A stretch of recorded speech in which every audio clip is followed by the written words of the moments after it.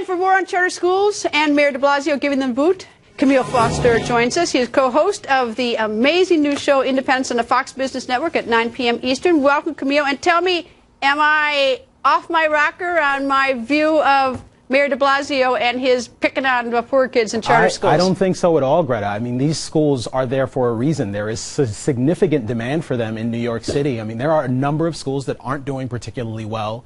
These parents are looking for a way out. And some of the schools that are being impacted by this, there were 3 schools that were going to open, but one that had been open for a while. It's one of the most recognizable brands in the charter school movement. Success Academy has an incredible track record, one of the best schools in the city, and one of the best schools in the state in terms of their English and math numbers. So this is a pretty remarkable and unfortunate decision by Mayor de Blasio.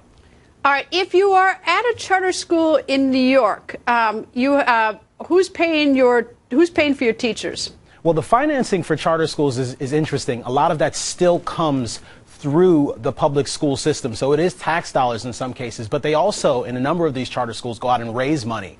The most important differentiator between a charter school and a public school is that when charter schools aren't working, they close. That's exactly what happens, and that's what you expect.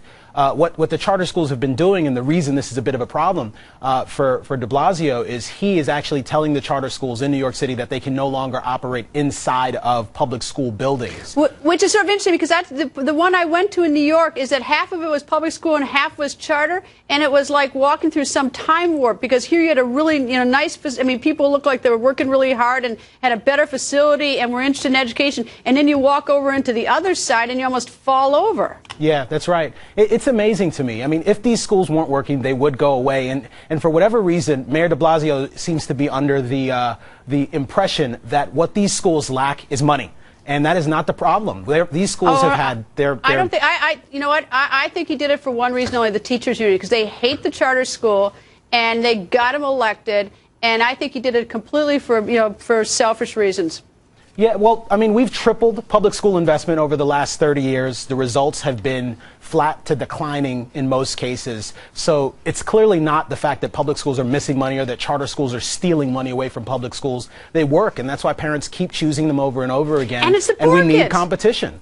And it's the poor kids. The rich kids are going to all those schools that start with the something school. That's right. But these are poor kids trying to get a shot at education. Yeah, either they're going to private schools or their parents are moving into expensive neighborhoods where they can go to the good public schools. Everyone in New York City understands the game, and the parents in Harlem who want to get their kids out of public schools and into something like Success Academy, unfortunately have 4 less options today thanks to the mayor's actions. And the poor kids who are poor, who just want an education, and their parents as well. Camille, thank you. And, of course, you can catch Camille on the Independence. That's tonight at 9 p.m. on our sister network, the Fox Business Network. Thank you, Camille.